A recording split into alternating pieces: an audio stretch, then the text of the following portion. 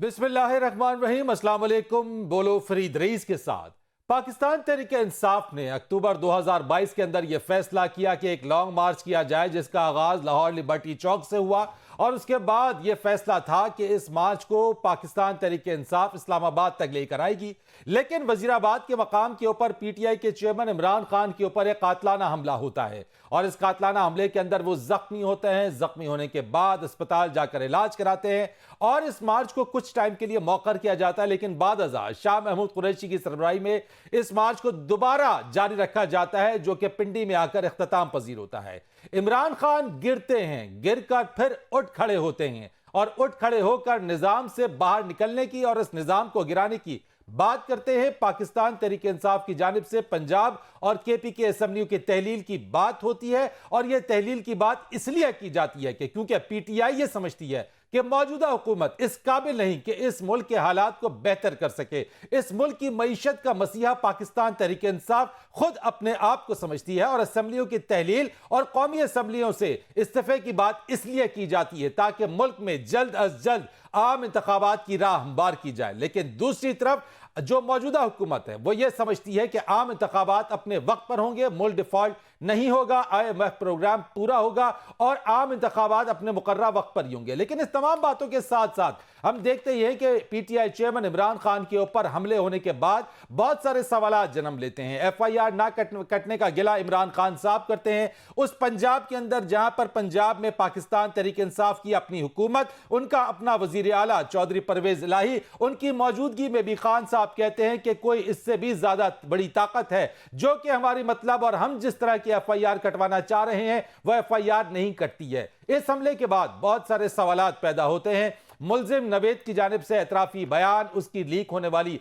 Video और उसके बाद इमरान खान पर कातलाना हमला किसने किया, यह हमला आवर कितने थे, एक था या तीन थे, इमरान खान को गोलियां लगी या धाती टुकड़े लगे, मौज़म का कातिल मुलजिम नवीद या फिर इमरान खान का गार्ड, पीटीआई ने JIT तहकीकाती रिपोर्ट पर असंदराज होने की कोशिश की या नहीं की, ये बहुत सारे सवालात तो उठे। लेकिन उसके साथ साथ आज मुलजिम नवीद के वकील मियां दाऊद की जो प्रेस कॉन्फ्रेंस हुई उसमें भी मुतादिद इल्जामात आयद किए गए। अब से कुछ देर पहले इमरान खान की जानिब से एक खिताब आया जिसके अंदर उन्होंने इस बारे में बातें सामने लेकर आए कि वो जानते हैं कि इसके पीछे कौन है। इमरान खान साहब ने क्या कहा, सबसे पहले ये आपको दिखाते हैं। रजीम चेंज की पूरी साजिश हुई, मुझे पता है उस साजिश में कौन कौन मुलव्वस था, किसने क्या प्लानिंग की। एक आदमी ने फैसला किया गवर्नमेंट गिराने का, कैसे उसने जब हुक्म किया तो हमारे एलाइज हमारे से हटे। 9 अप्रैल को गवर्नमेंट गिर गई। वो एक शख्स जिसके बारे में इमरान खान साहब बार बार ये कह रहे हैं, जनरल बाजवा जब से रिटायर हुए उसके बाद से लेकर अब तक हर रोज उनके ऊपर कोई ना कोई नया इल्जाम और उनसे मुतालिक कोई नया इंकशाफ इमरान खान साहब करते हैं। लेकिन जहां एक तरफ इमरान खान साहब ने उस एक आदमी की बात की है, वहीं मुलजिम नवीद के वकील मियां दाऊद की जानिब से आज अपनी प्रेस कॉन्फ्रेंस के अंदर यह बात, बहुत सारी बातें, बहुत सारे सवालात उन्होंने उठाए, लेकिन उसमें उन्होंने एक बात यह कही कि पाकिस्तान तहरीक इंसाफ ने यह जो कातलाना हमला हुआ यह खुद साख्ता था, पीटीआई ने खुद किया था कि इसकी पॉलिटिकल माइलेज ली जा सके, हासिल की जा सके और इस लॉन्ग मार्च को तूल दी जा सके। उन्होंने क्या कहा यह भी आपको दिखाते हैं। ये सारा वकुआ इनका अपना क्रिएटर था, इनका अपना प्लांटर था, ताकि इमरान खान साहब के लॉन्ग मार्च को जो है वो दवाम बख्शा जा सके, उनको दोबारा जिंदा किया जा सके। ये ड्रामा जो है वो क्रिएट किया। आज इसी चीज के ऊपर बात करने के लिए मेरे साथ मौजूद हैं पाकिस्तान तहरीक इंसाफ की सेनेटर डॉक्टर ज़रका तैमूर। बहुत शुक्रिया आपका डॉक्टर साहबा। राना एहसान अफजल साहब मुस्लिम लीग नून के रहनुमा और प्राइम मिनिस्टर के इस वक्त कोऑर्डिनेटर भी हैं इकोनॉमिक अफेयर्स के ऊपर, आपका बहुत शुक्रिया। और दिफाई तजियाकार जनरल रिटायर्ड अमजद शुएब साहब मेरे साथ मौजूद है। आप तीनों मेहमानों का बहुत बहुत शुक्रिया। डॉक्टर ज़रका तैमूर साहबा, आपसे आगाज करता हूं मैं। आज जिस तरीके की बातें इल्जाम दर इल्जाम, एक तरफ JIT की बातों के ऊपर खान साहब ने कहा, जो JIT की जो फाइंडिंग्स है उन फाइंडिंग्स के ऊपर आप लोगों की अपनी बेबसी, पंजाब में हुकूमत होते हुए आपकी FIR नहीं कट रही है, तो इस तमाम चीजों के बावजूद भी खान साहब कहते हैं वो एक आदमी था जो वो जानते हैं रजीम चेंज के पीछे जो वो जिम्मेदार था। लेकिन दूसरी तरफ मुलजिम नवीद के वकील मियां दाऊद, उन्होंने भी इल्जाम ये आयद किया और ये बात कही है कि ये लॉन्ग मार्च पे जो हमला हुआ खान साहब के ऊपर ये पीटीआई का अपना था, खुद साख्ता था, ताकि लॉन्ग मार्च को मजीद आगे बढ़ाया जा सके, पॉलिटिकल माइलेज ली जा सके। जी बहुत शुक्रिया फरीद रईस साहब। बिस्मिल्लाहिर्रहमानिर्रहीम।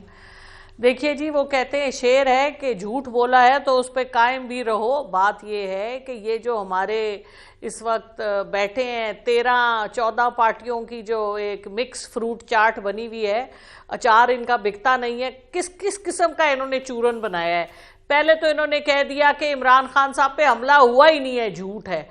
अब वो जो हमले के, और इन्होंने कहा कि एक आदमी ने हमला किया और उसने मजहबी ख्यालात इमरान खान साहब के उनकी वजह से उसने उन पे हमला किया है। अब जब निकल आया है, क्योंकि वहां से जिस तरह से गोलियां निकली हैं, जिस तरह से 3 तरफ से गोलियां चलाई गई, तो वो तो उसी दिन सामने था। और ये एक मुनज़्ज़म साजिश थी जो कि अगस्त में 24 अगस्त से इन्होंने शुरू की है सारी साजिश। और इनकी अपनी प्रेस कॉन्फ्रेंसेज हैं, ख्वाजा आसिफ, मरियम औरंगजेब, सारी इनकी जो राना सनाउल्लाह, इनकी सितंबर की 10 और मरियम नवाज साहिबा 10 सितंबर से लेकर 15-20 सितंबर तक इनकी प्रेस कॉन्फ्रेंसेज हैं कि इमरान खान साहब के ऊपर मजहबी इंतहा पसंदों का इनके ऊपर हमला होगा। ये सारी बातें रिकॉर्ड पे हैं। अच्छा, उसके बाद जब ये पूरी 3 मुख्तलिफ, आप JIT की रिपोर्ट आपके सामने है कि 3 मुख्तलिफ स्नाइपर्स थे जिनकी तरफ से ये सब कुछ हुआ। फॉरेंसिक जो अच्छा, रिपोर्ट है JIT जी, की रिपोर्ट तो अदालत में पेश होगी। ठीक है जी, आप you call a rose by any name, it still remains a rose. नहीं, तो जो रिपोर्ट जो आपके सामने आई है, सुनते जाएं। नहीं, फोरेंसिक, ठीक है जी, बिल्कुल ठीक है। आप मुझसे ज्यादा जानते हैं, मैं कम अक्ल हूं, इसलिए सुनते मेरी बात। नहीं डॉक्टर साहब, देखिए ना, जानने की बात नहीं, फॉरेंसिक रिपोर्ट आई है, JIT तो अभी अदालत में पेश होगी है। अब JIT तो अभी है ही नहीं ना सामने। सही कह रहे हैं आप, JIT की रिपोर्ट अभी आनी है, पास आ गई, वो एक अलग बात है। अच्छा, बहरहाल ये तो आप और मैं जो उस वक्त वीडियो देख रहे थे, जिन्होंने देखा कि 3 नवंबर को किस तरह से फायरिंग की गई, आपको और मुझे भी नजर आ रहा था कि वहां पर एक स्नाइपर नहीं है, एक मारने वाला नहीं है। और आप सवाल तो ये उठते थे उसी दिन कि DPO साहब ने अपना फोन क्यों दिया वीडियो रिकॉर्ड कराने के लिए। पहले अभी तो मुझे आप ये बताएं कि हुआ वहां पे नहीं, दूसरे हमलावर को, गुजारिश तो तीसरे सुन लेना हमलावर को फरीद किसने साहब, देखा? गुजारिश तो करने दें, गुजारिश तो करने देना, आपकी मेहरबानी। अगर बुलाया है तो बात भी करने देना, वरना फिर कहिए। आप ही करें, हम चुप कर जाते हैं, तस्वीर हमारी लगा लें। आपको बुलाया इसीलिए। अच्छा, बहुत शुक्रिया, बड़ी मेहरबानी। अच्छा जी, तो अब वहां पर जिस तरह से फायरिंग हुई, आपने देखा कि वो मौजम को कत्ल किया गया। और नवीद जो था, अभी वकुआ हुआ नहीं कि नवीद की वीडियो आ गई। हुआ ये कि अटेम्प्ट तो था इमरान खान साहब को असैसिनेट करने का। आफ्टर ऑल लियाकत अली खान को असैसिनेट किया गया, कायदे आजम के लिए एम्बुलेंस 2TV भेजी गई, और आप उससे आगे तक भुट्टो साहब और जियाउल हक साहब के साथ भी जो कुछ हुआ, तो ये वो सब। और जब आप इसकी डिटेल में जाएं तो बड़ा जो असैसिनेट लग करना रहा है। चाहता था इमरान खान साहब को, डॉक्टर साहब, ये असल सवाल है कि कातिल कौन कत्ल करना चाहता था इमरान खान साहब? कातिल ख्वाहिशात तो बड़े लोगों के दिलों में हैं। वो जो 13 पार्टियां बैठी हैं जो कहती हैं ये एक इमरान खान चला जाए, यही हमारे पीछे कहता है अकाउंटेबिलिटी, यही कहता है हिसाब दो, यही कहता है करप्शन ना हो, तो बाकी मामलात सही हैं। तो ये 1-1 इमरान खान को नाअहल करने की बातें इन सब के मुंह से निकली हुई हैं। नवाज शरीफ साहब ने खुद कहा कि मुझे अश्योरेंस दी गई है ज़बानी कि इमरान खान नहीं होगा अगले इलेक्शन में।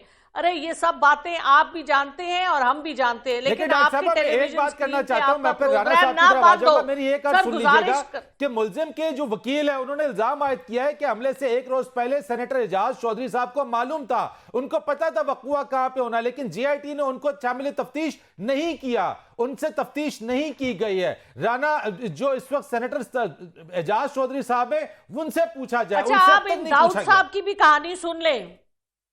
अच्छा, दाऊद साहब की भी कहानी सुन ले। दाऊद साहब मुस्लिम, कोई उनको जानता नहीं।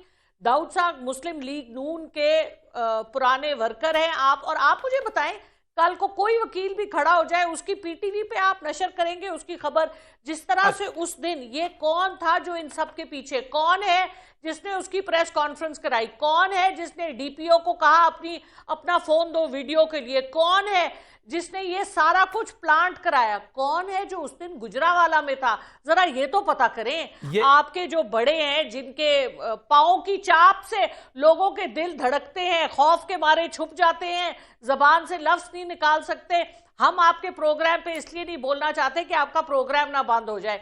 तो इसलिए वो नहीं कौन नहीं, आप था? बोले जी, वो बोले कौन आप था बहुत जो सारी उस दिन आप गुजरांवाला आप में? बात करें। हम तो अच्छा, जो बोलते ही इल्जामात रहते है ना, हैं। आपने जो बात सुने, की हम है, तो फवाद बोलते ही चौधरी ने रहते भी हैं। यही वाली बात की। राणा साहब, मैं आपकी तरफ आता हूं, जरा सुन लीजिए जो इस वक्त डॉक्टर साहब बात कर रही हैं, जो फवाद चौधरी साहब ने बात की है, क्योंकि सारा का सारा बर्डन और रिस्पॉन्सिबिलिटी आप लोगों के ऊपर आ रही है उस असैसिनेशन के ऊपर। फवाद चौधरी साहब क्या कहते हैं, ये देखिए। राणा साहब, पीएमएलएन के लिंक्स एस्टैब्लिश हैं इनके साथ, और ये जो मियां दाऊद हैं, ये आपके वर्कर है, बड़े डाई हार्ड वर्कर हैं ये। बिस्मिल्लाहिर्रहमानिर्रहीम। देखें, अगर इमरान खान के झूठ और प्रोपेगेंडा पे कोई किताब लिखता तो आज 10वां वॉल्यूम जो है वो जारी हो चुका होता। इनकी सियासत झूठ से शुरू होती है और झूठ से ख़त्म होती है। 4 गोलियों का रोना पीट पीट के फिर बाद में पता चला गोलियां भी नहीं लगी। अब जो फोरेंसिक रिपोर्ट है वो कह रही है गोलियां नहीं लगी, टुकड़े तो लगे सर, तो टुकड़े लगे, जख्म भी हुए, जो भी हुए। दूसरा कहना कि ये 3 शूटर है, फलाना है, ढमकाना है। मामला ये है, चले आप मानते, लेकिन पहले तो आप ये मानते नहीं थे, आप तो कहते थे हमला हुआ ही नहीं है। आज तो आप पहले मान रहे हैं। कब कहा हमला नहीं हुआ? ये भी झूठ है। जब ये हुआ, अटैक हुआ, ये सबने कंडेम किया, सबने शुक्र किया। सर, आपके वुज़रा ने कहा कि ये ड्रामा है, ये जख्म खुद से बनाकर आ गए। नहीं, देखें, इंसिडेंट हुआ, वहां शूटिंग हुई, सबने कंडेम किया, सबने यकजहती दिखाई और दुआ की कि इमरान खान अल्लाह करे सेहतयाब हो और ये ज्यादा नुकसान ना हो जाए। जो भी हुआ, बाद में फिर जब मामला सामने आए, शूटर पकड़ा गया और उसने सारा कन्फेशन भी कर दी कि वो रिलीजियसली मोटिवेटेड था या जो भी था, एक साइको आदमी था, उसने ये काम कर दिया, सारों ने कंडेम किया। बात पता क्या है? बात ये कि ये इमरान खान को एक चीज मिल गई है, अदालत में तो केस लंबा चलना है। अब अदालत में तो चलना लंबा है, अब इसका काम ये है कि इस पे वो सियासत करे, इस पे वो मीडिया ट्रायल करे, इस पे वो ऑल फॉल, जिस बंदे की सियासत, जिस बंदे की फरीद साहब सियासत ये आ जाए कि जो मेरी मुखालिफ ऑपोजिशन, जो मेरी मुखालिफ लीडर है, वो उसका मेकअप कैसा है या वो सर्जियां कराती है जो कि झूठ है, तो फिर आप समझ लें कि वो किस पस्ती का शिकार है। मुल्जिम के वकील मियां दाऊद के बारे में बता दे, आपका वर्कर है वो? नहीं, देखें, वर्कर है, फलाना है, ढमकाना है, मैं तो जानता भी नहीं हूं मियां। Any link, any, I don't know him, मुझे तो पता भी नहीं है वो कौन है। पीएमएलएन से ताल्लुक है? नहीं, मैं नहीं जानता उसको, मैंने पहली दफा नाम सुना है उसके वकील का। इससे पहले मुझे तो नहीं पता कि कौन है, क्या उसका बैकग्राउंड है, तो मैं उस पर कॉमेंट भी नहीं कर डॉक्टर सकता। साहब कह रही है उनके वकील की पीटीवी पे प्रेस कॉन्फ्रेंस आ जाती है, तो वो उससे पूछा जाए कि वो क्यों प्रेस कॉन्फ्रेंस करता है, क्या मामला है। मैं तो इस बंदे का पहले दफा नाम सुना है। लेकिन देखें, मैं कहता हूं कि ये टोटल प्रोपेगेंडा और झूठ के अलावा कुछ नहीं। अब इन्होंने मीडिया पे ये अब ये नए देखें, मैं वही कह रहा हूं, जिस बंदे की ये सियासत आ गई है कि वो मेकअप की बातें करे, वो सर्जरीज की बातें करे, तो इसका मतलब है कि उसकी कहानी जो है वो खत्म हो गई है, गोल हो गई है। अब ये जो ड्रामाबाजी ये कर रहे हैं कि मेरे पे कत्ल, फलाना, 3 लोग, ये पूरा ड्रामा है। ये ड्रामा चलेगा और अदालत में जब ये केस चलेगा या जो भी चलेगा, ये मामला जब कानूनी तौर पे चलेगा, इनके पास कुछ भी नहीं होगा साबित करने के लिए। ये जेआईटी रिपोर्ट जो ये कह रहे हैं, ये लाएं, पब्लिक करें, फिर ये चैलेंज भी होगी। ठीक है। जनरल अमजद शेख साहब, सर ओवरऑल इस सारी चीजों के ऊपर ये जो मामला है, और खान साहब जो बार बार कहते हैं कि वो एक शख्स है, जब वो जानते हैं जिसने रिजीम चेंज भी किया, जिसका वो जिम्मेदार है, और इन सारी चीजों के पीछे, इन हमलों के पीछे वो एक शख्स है, तो अमजद साहब ये क्या मामला है? जब से जनरल बाजवा साहब रिटायर हुए हैं, कोई दिन ऐसा नहीं जाता है कि खान साहब की तरफ से एलिगेशन फ्रेम ना की जाती है उनके ऊपर, और हर चीज की जिम्मेदारी उन्हीं पर डाल देते हैं इमरान खान साहब। बिस्मिल्लाहिर्रहमानिर्रहीम। देखिए, पहली चीज तो ये कि जिस किसी ने ये कहा कि हमला इन्होंने खुद करवाया है, मैं समझता हूँ बड़ी अहमकाना सी एक एलिगेशन है। ये हमला कई लोगों को ले बैठा, तकरीबन 11-12 लोग जख्मी हुए वहां पे, और ये कहा नहीं जा सकता कि ये खुद करवाया, क्योंकि उनमें से कोई मार भी सकता था। आप अपने लोगों को खुद तो नहीं मारेंगे। फिर एक शख्स नीचे मर भी गया, वो उसको गोली लगी, और वो जब ये लड़का नवीद या क्या नाम है इसका, ये जब पकड़ा था, इसको पकड़ने की कोशिश की गई, तो मौजम मर गया और नवीद मुल्जिम था। हाँ, नवीद मुल्जिम था, और वो मौजम का बेचारे की वो हलाकत हो गई। तो ये काम खुद तो नहीं मैं समझता किया गया, ये करने वाले तो लाजमन को साजिशी थे जिन्होंने ये किया। दूसरी बात ये है कि नवीद का रोल जो है वो बड़ा सरसरी सा, इस वजह से कि वो नीचे था और गोलियां ऊपर की तरफ फायर हो रही थी। यानी वो अगर लगती नवीद की कोई गोली किसी को, तो वो खान साहब के मुंह पे लग सकती थी, और कोई उनका हिस्सा एक्सपोज नहीं था कि नवीद वहां पे फायर कर सकता। ये बुलंदी से फायर किया गया जो उनकी टांगों पे लगा के, वो यानी किस्म के वो से, यानी जल साहब, आप ये समझते हैं कि हमलावर एक नहीं 3 थे? आप ये समझते हैं? मेरा ख्याल है कि हमलावर 2 थे जो बाहर अच्छा, थे, आप समझते हैं और हमलावर 2 थे? तीसरा ये था जो जमीन में था, 2 कहीं ऊपर चढ़े हुए थे। जो मुकम्मल टोटल 3 लोग गालिबन इसमें मुलव्वस नजर आते हैं, जो मेरा अपना प्रोफेशनल तजिया है इस चीज का। क्योंकि ये 2 इसलिए एम्प्लॉय करते हैं कि अगर एक शूटर जो है वो उसका निशाना अगर वो ना भी लग सके तो दूसरा कम से कम लग, तो ये थोड़ा सा एश्योरेंस अपने लिए रखने की कि टारगेट को पूरी तरह एंगेज किया जा सके। एक से ज्यादा लोग एम्प्लॉय किए जाते हैं क्योंकि फासला ज्यादा था, दूर थे, ऊंची जगह से कर रहे थे, करीब होते तो लेकिन ग्रेड जज भी साहब, मैं काफी। आपका पॉइंट ये लेना चाहता हूं कि खान साहब ये कहते हैं कि रजीम चेंज जिस एक शख्स ने की है उसके पीछे मैं उस पे आ रहा हूं, मैं उस पे आ रहा मैं हूं, अगर मैं उस मुझे पे आ रहा इजाजत दे हूं। एक ब्रेक की, अगर मैं आपसे इजाजत ले लूं तो मैं आके ब्रेक के बाद आपसे इसी सवाल का जवाब ले लेता हूं, फिर बाकी जी पार्टिसिपेंट से भी इस पर जी बात करूंगा। एक ब्रेक लेते हैं, ब्रेक के बाद आके इस पर बात करेंगे। एक बार फिर आपको प्रोग्राम में खुशामदीद कहते हैं। जनरल अमजद शुएब साहब, जी आप बताइएगा मेरे सवाल के ऊपर। जो खान साहब बार बार कहते हैं वो एक शख्स, वो कौन था वो जानते हैं, रजीम चेंज के पीछे जो एक शख्स था, ये बार बार एक ही शख्सियत और अब तो खुल के सामने आ गई जिस एक शख्सियत की तरफ वो इशारा करते हैं। तो आप क्या समझते हैं कि हर चीज की जिम्मेदारी और हर चीज का इल्जाम जनरल बाजवा के सर डालने का जो मामला है वो किस हद तक दुरुस्त है खान साहब की तरफ से? अच्छा, मैं उस पे आता हूं। मैं एक वजाहत दे रहा था जहां आपने रुका, वो ये है कि नवीद ने खुद एतराफ किया कि मैं मजहब की वजह से इसको मारना चाहता था, ये करना चाहता, और वकील उसका बैठ के कहता है कि इन्होंने खुद करवाया। यानी इससे इससे ज्यादा झूठा और अहमक वकील हो सकता है कोई और? जो मुल्जम तस्लीम कर रहा है अपने एक करतूत को, उसकी वकालत करने आ रहा है, वो कहता है जी खुद वो तो इन्होंने कह खुद रहा है कराया। वकील उनका कि दबाव में दिया गया है, ये दबाव में बिठा के सामने उस पर लेकिन तशद्दुद करके ये बयान दिलवाया गया उससे। दबाव को छोड़े, मौके पे पकड़ा गया, और अब वो बता दे मौके पे जब वो पकड़ा गया तो उसने जो भी बयान दिया वो दबाव में था या कहीं था, तो आज वो असल बयान बता दे कि उसको किसने भेजा था। तो ये मैं समझता हूं कि ये बिल्कुल झूठ का पनंदा। अच्छा, अब आ जाए दूसरे आपके सवाल की तरफ। देखिए, एक तरफ तो इमरान खान चूंकि ग्रीव्ड है, उसको गोलियां लगी हैं या उसके लोगों को बाकियों को भी लगी हैं, तो उस लिहाज से तो वो FIR जिसके खिलाफ भी दर्ज कराना चाहे असूलन वो दर्ज हो जाती है। वो हमारे मुल्क का कायदा यही है। और बड़ी दफा झूठी FIR भी दर्ज होती हैं, जैसे एक आदमी कातिल है, कत्ल करता है, और मकतूल का खानदान उसके कातिल के पूरे खानदान का नाम लिखवा देता है कि जिसमें ये भी शामिल, ये भी शामिल, ये भी शामिल। तो वो लिखना पड़ता है आपको, बाद में वो सारे बेगुनाह साबित हो जाते हैं। लेकिन यहाँ पे इमरान खान जिस पे इल्जाम लगा रहे हैं वो एक बहुत अहम ओहदेदार जो आज रिटायर हो गए लेकिन आर्मी के चीफ थे, उनका उनका हक है लगाने का, लेकिन उनको ये सोचना चाहिए कि ये इल्जाम कल को वो साबित कर सकेंगे अदालत में। ये सबसे बड़ा नुक्ता है जो खान साहब को अपने अल्फाज और बात करने से पहले उस पर तवज्जो देनी चाहिए, क्योंकि ये आम तरह का इल्जाम नहीं है। जितना कुछ भी उन्होंने कहा, जितने भी इल्जाम आयद किए, ये कल को अदालतों में चैलेंज होंगे। इनको अदालतों में लोग लेके जाएंगे, अदारा ले जाए या कोई और ले जाए या वो इंडिविजुअल कैपेसिटी में अपनी ले जाए। फिर अगर आप साबित ना कर सके तो इसके मुज़मिरात आपके लिए बड़े ठीक है, यानी जन साहब आप ये कह रहे हैं कि सारे इल्जामात ये चैलेंज हो सकते हैं। डॉक्टर साहब, अगर ये सारे इल्जामात जो इमरान खान साहब लगाते हैं वो कल को चैलेंज हो जाते हैं तो कैसे दफा करेंगे खान साहब इन इल्जामात का? क्या कोई सबूत है उनके पास? जी बहुत शुक्रिया। पहले तो मैं राना एहसान साहब को बताना चाहूँगी कि इमरान खान साहब पाकिस्तान के एक्स प्राइम मिनिस्टर हैं। हम इनके लीडर के बारे में इज़्ज़त और एहतराम से बात करते हैं। इन पे भी मलहूज़ है कि ये भी अपने जो अल्फाज इस्तेमाल करते हैं, क्योंकि इंतहाई गिरी हुई तरीके से ये बात करते हैं। दुनिया इमरान खान साहब की रिस्पेक्ट करती है, इस्लामी उम्मा उनको लुकअप करती है। So I would just like to say कि प्लीज़ बी केयरफुल इस किस्म की बातें करने से। सिर्फ आपके ऊपर ही बुरा इंप्रेशन, आपका बुरा इंप्रेशन जाता है। लोग तो जो समझ, अब मैं I don't want to repeat it, but I was not happy जिस तरह से आप बात कर रहे थे। उसने ये किया, वो ये करते, मेरा मतलब है थोड़ी सी इज्जत अच्छी लगती है।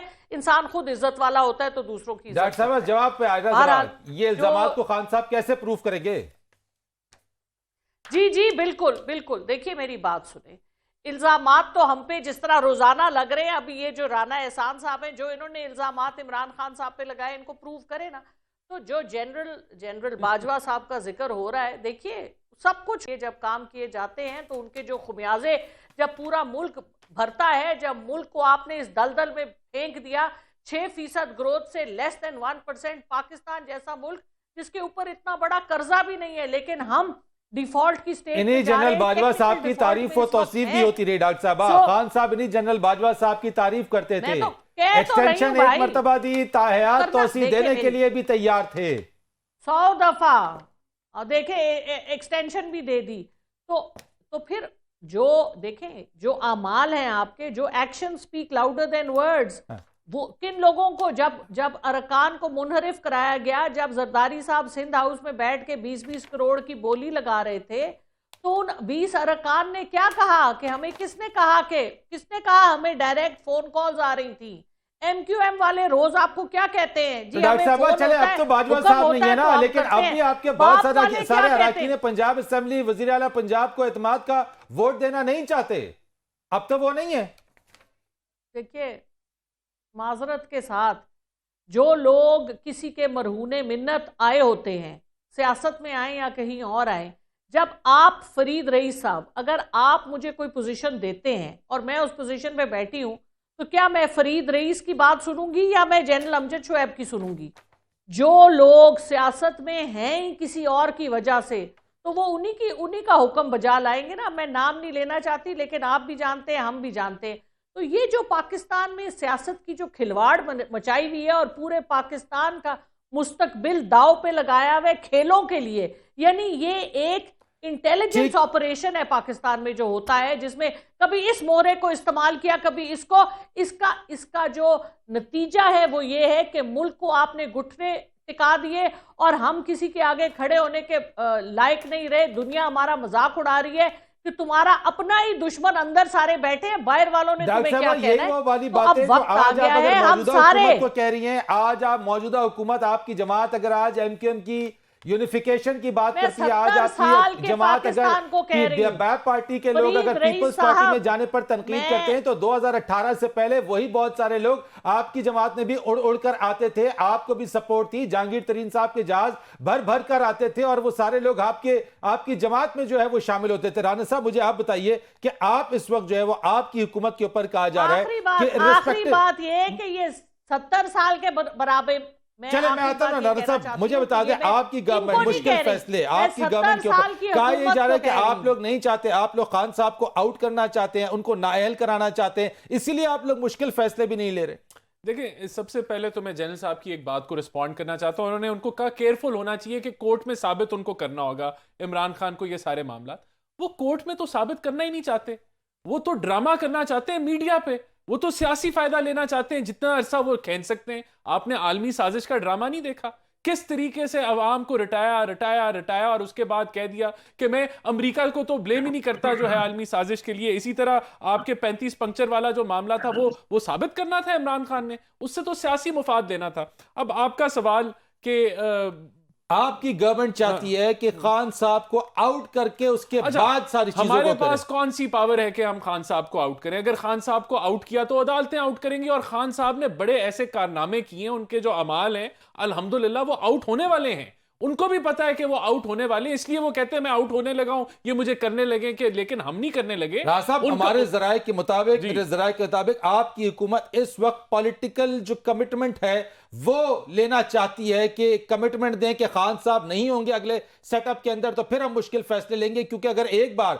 आपकी हुकूमत ने मुश्किल फैसले लिए तो इमरान खान साहब उसकी जगह ले लेंगे। ये भी प्रोपेगेंडा है और मेरे ख्याल से पीटीआई का ही प्रोपेगेंडा होगा। कोई ऐसी बात नहीं है, कोई हम कमिटमेंट नहीं ले रहे। जिनसे आप कमिटमेंट लेने की बातें कर रहे हैं उन्होंने तो कह दिया कि 15 साल जो है वो कोई उनका मूड नहीं है कि वो सियासत में इंटरफेयर करेंगे, और हम भी यही समझते हैं उनको नहीं करना चाहिए। देखें इशू ये है कि इमरान खान फॉरेन फंडिंग हो गया, तोशाखाना हो गया, ये $250 मिलियन की मनी लॉन्ड्रिंग हो गई, उनके कारनामे ऐसे हैं कि उनको नाअहल होना है। इशू ये है कि वो कहते हैं जी ये मुझे करने लगे, तो वो होने लगे अपने अमाल से, हमारे किरदार से नहीं, और ना हमारा कोई इरादा है कि हम नाअहल करें। अगर हमने करना होता ना तो हम नैब के कानून जो थे कि जिसके तहत हम सारे एसेट बियॉन्ड मीन के केस बनाते, पूरी पीटीआई की आदत को अंदर करते, वो हमने खत्म कर दिए। हम इंतकाम नहीं ले रहे, हम एक जेन्युइन हुकूमत चला रहे हैं। ठीक हो गया, एक कमर्शियल ब्रेक लेते हैं जी, ब्रेक के बाद आते हैं और इसी चीज के ऊपर अपने तीनों पैनलिस्ट से बात करेंगे कमर्शियल ब्रेक के बाद। एक बार फिर आपको प्रोग्राम में खुशामदीद कहते हैं। जल्द साहब, ये जो इल्जामात और इल्जामात की सियासत और इल्जामात दर इल्जामात, यानी एक तरफ से एक इल्जाम आयद कर रहा है जहां पे मुलजिम नवीद के वकील के इल्जामात हैं कि जेआईटी का रुख तब्दील करने की कोशिश की गई, जेआईटी को अपनी मर्जी के मुताबिक जो है वो रिपोर्ट बनाने के हवाले से कहा गया और उस पर दबाव डालते रहे। खान साहब को बचाने के लिए उसके गार्ड का जो असलाह था वो फॉरेंसिक के लिए नहीं भेजा गया ताकि कल को गार्ड और इमरान खान साहब जो है वो शामिल तफ्तीश ना हो। और दूसरी तरफ इमरान खान साहब जो है वो उसका पूरा रुख तब्दील करके कहते हैं कि वो एक शख्स जो कि रिजीम चेंज के पीछे था और वो सारे किरदार। तो इस सारे धुंध के अंदर जो है वो आगे इमरान खान किस तरीके से इस चीज को बावर कराएंगे कि जो कुछ वो कह रहे हैं वो ठीक कह रहे हैं, और क्या अपने वो इन इल्जामात को जैसे आपने कहा कि कोर्ट में साबित करना पड़ेगा, क्या वाकई ये साबित हो सकेगा? देखिए, ये तो जिन पे इल्जाम लग रहे हैं वो कोर्ट में चैलेंज कर सकते हैं। अगर वो चैलेंज करें तो खान साहब को लाजमन वो फिर साबित करना होगा। लेकिन ये जो मैं नून लीग की सफों में तरातम देखता हूं, आप देख नहीं सकते, आप सोच नहीं सकते कि अता तारड़ ने कल इस्लामाबाद हाई कोर्ट में, ये लाहौर हाई कोर्ट में किस तरह चीखो पुकार की। वो यूं लगता था कि दुम पे पैर रख दिया किसी ने। वह ये है जो मेरी इत्तला है उसके मुताबिक गुजरांवाला से जो 2 एक लोग डिटेन किए हैं पुलिस ने, वो उनका ताल्लुक काफी गहरा नून लीग से है और कहा यह जा रहा है कि उनसे कुछ लीड्स मिल रही हैं जो कि अल्टीमेटली इम्प्लीकेट कर देंगी नून लीग की बास क़यादत के लोगों को, या बाद उसमें कुछ शायद साजिश निकल आए। उस चीज की वजह से मुझे बहुत ज्यादा जो तड़प नजर आ रही है वो मुझे लगता है कि ये उसकी वजह ये है। और अगर अगर कल को वो निकल आता है कोई ऐसा किस्सा, तो उसमें आज ये हुकूमत में बैठे हैं, हो सकता है कि उसको न साबित होने दें, कोई ऐसा काम करें। और जो जेआईटी पे उंगलियां उठ रही हैं वो अचानक जो उठनी शुरू हुई है, जो आज जो उठनी शुरू हुई है, जो उंगलियां 1-2 दिन पहले से, वो इसी वजह से उठी हैं कि वो लोग 2 जो पकड़े गए हैं वहां से, वो भी इसी तरह के दावे पहले करते रहे कि लेकिन ये भी इल्जामात लग रहे हैं सर, ये भी बात आ रही है कि जेआईटी के ऊपर पीटीआई असरअंदाज होने की उसने कोशिश की है। पंजाब में उन्होंने अपनी मर्जी के जेआईटी के जो रिपोर्ट्स हैं या जेआईटी के जो मंदरजात है वो ट्विस्ट करने की कोशिश की है। ये तो अब कहना शुरू किया ना इन्होंने, अब कहना शुरू किया है ना। देखिए एक चीज समझें, मैं बड़ा वाज़ेह हूं इस पे। देखिए इमरान खान अच्छा है या बुरा है, मैं सियासतदान नहीं, मैं कभी आज दिन तक उसे मिला नहीं, लेकिन एक मेरा मुशाहिदा है कि पाकिस्तान के अवाम उसके साथ है। पाकिस्तान के अवाम ने अगर ये 13 जमातों को रिजेक्ट कर दिया है तो झूठ इनके इतने ज्यादा हैं, ये भी इनको भी अपने गिरबानों में झांकना चाहिए। क्या क्या झूठ नहीं बोले, क्या क्या बातें नहीं करते रहे जनरल बाजवा के खिलाफ और फैज हमीद के खिलाफ। नवाज शरीफ टॉप लीडर, अब अगर वो नहीं किसी ने चैलेंज की तो वो अलग बात है, लेकिन अगर चैलेंज कर दी जाती तो वो भी इनको मसला साहब यही हर्जा सराई तो पाकिस्तान तहरीक इंसाफ की जानिब से भी हुई, इमरान खान साहब भी यही हर्जा सराई कर रहे हैं। मैं इस चीज के ऊपर जरा बात करता हूं, मैं डॉक्टर ज़ैका साहब से जरा जवाब ले लूं क्योंकि प्रोग्राम का वक्त मुख्तसर है। आप दोनों चीजें देखें ना कि हर कोई इल्जाम लगाता रहा है। मियां नवाज शरीफ ने तो पब्लिकली वहां पे, और मियां नवाज शरीफ ने तो वो नहीं, फौज के ऊपर इल्जाम लगाया। मैं आपकी आवाम की पॉपुलैरिटी और पॉपुलर वोट के हवाले से बात कर लेता हूं। फरीद, या बात नहीं सुनते तुम, बात सुनो। अच्छा चले सर, बताइए। जो देखो मेरी बात सुनो, जो नवाज शरीफ साहब झूठ इल्जाम आर्मी पे लगाते रहे हुए हैं वो तो इतने खौफनाक हैं कि पाकिस्तान मुंह दिखाने के काबिल ना रहता बाहर के। वो तो इंटरनेशनल कोर्ट ऑफ जस्टिस में चैलेंज होते रहे। तो ये तो अपने मुफादात के लिए मुल्क को दांव पे लगाने वाले लोग हैं। आप कहें कि ये झूठ नहीं बोलते, झूठ इन्होंने बोले, इनके खानदान सुबह से लेकर रात तक सिर्फ झूठ तो बोलते हैं और करते क्या हैं। मैंने सर कंक्लूड करना है, मैं रान साहब आपसे जवाब लेता हूं। अर्ली इलेक्शंस के हवाले से फवाद चौधरी भी ये कह रहे हैं कि जिन्हीं पीटीआई को कि जनाब इलेक्शन मोड में दाखिल हो रहे, मार्च अप्रैल में इलेक्शन होने जा रहे हैं। पिछले 8 महीने से यही रट लगाई हुई है कि इलेक्शन होने जा रहे, होने नहीं जा रहे। इलेक्शन अपने टाइम पे होंगे। ये सिर्फ ड्रामा कर सकते हैं, और इनके जो कह लें कि जो साथी तज्जियाकार हैं या जो इनके साथी एंकर्स हैं, मैं उनको लफाफा नहीं कहूंगा इनकी तरह, उनका काम है कि इनका जो प्रोपेगेंडा और या नैरेटिव है उसको रिपीट करें, दोहराएं। वो कह रहे हैं कि इलेक्शन की तैयारी करें, किस कुछ तो होगा जो वो कह रहे हैं कि इलेक्शंस होने जा रहे हैं। किस बात पे वो कह रहे थे आलमी साजिश है? आलमी साजिश तो कोई नहीं थी। किस बात पे वो कह रहे थे कि जो बाजवा की जो तारीफों के पुल और जो लव स्टोरी थी बाजवा और इमरान की, वो जब खत्म होगी तो जो उन्होंने किस बात पे वो कर रहे थे? ये टोपी ड्रामा के अलावा और कोई इनका काम नहीं है। ये प्रोपेगेंडिस्ट हैं, माहिर तरीन प्रोपेगेंडिस्ट हैं, और इसके अलावा कुछ भी नहीं। राइट डॉक्टर साहब, ये मार्च और अप्रैल में इंतखाबात की जो बात हो रही है आपकी तरफ से, आपकी जमात की तरफ से, रान साहब कह रहे हैं ये सब प्रोपेगेंडा है, इलेक्शंस अपने वक्त पर होंगे। आप किस बुनियाद पर समझते हैं कि इलेक्शन मार्च और अप्रैल में होने जा रहे हैं? बहुत शुक्रिया जी। देखिए, इस वक्त ये जो गासिब हुकूमत है जिसका कोई इलेक्टोरल मैंडेट नहीं है, 86 सीटें नेशनल असेंबली में, उससे पूरे पाकिस्तान के ऊपर ये दंदना रहे हैं। 80 इनके कैबिनेट के मेंबर हैं, 2.25 अरब बिलावल ने लगा दिए सिर्फ अमेरिका का तवाफ करते करते। और आप मुझे बताएं कि इनके पास क्या जवाब है? या तो ये पाकिस्तान को खड़ा करते ना, इनकी जो टैक्स कलेक्शन है आधी हुई है जो होनी चाहिए। इन्होंने जो इस वक्त किया है, तेल की कीमत आप देखें 150 से 250 ले गए, आटे की कीमत 2800 रुपए का इस वक्त 20 किलो का आटा नहीं मिल रहा, चीनी की कीमत इन्होंने 40-50 रुपए बढ़ा दी है। डॉलर कहाँ, जो डॉलर जिसको यही खरीदते बेचते रहते हैं उसकी 230 पे तो मिलता कुछ नहीं है, 270 पे भी नहीं मिल रहा, 290 पे मिल रहा है। आप मुझे बताइए, सिर्फ अपने आप को एनआरओ देने, अपने 1100 अरब के केसेस पैसे हड़प करने और अपने आप को अमेरिका और दुनिया की सैरें कराने के लिए आए थे। इन्होंने पाकिस्तान को सिर्फ डबोया। आपको भी एनआरओ मिला, लेकिन मुझे अरे भाई मैं तो कह रही हूँ सब एनआरओ, बात सुनिए फरीद साहब, मैं तो ये कह रही हूँ मार्च अप्रैल में क्यों नहीं होंगे?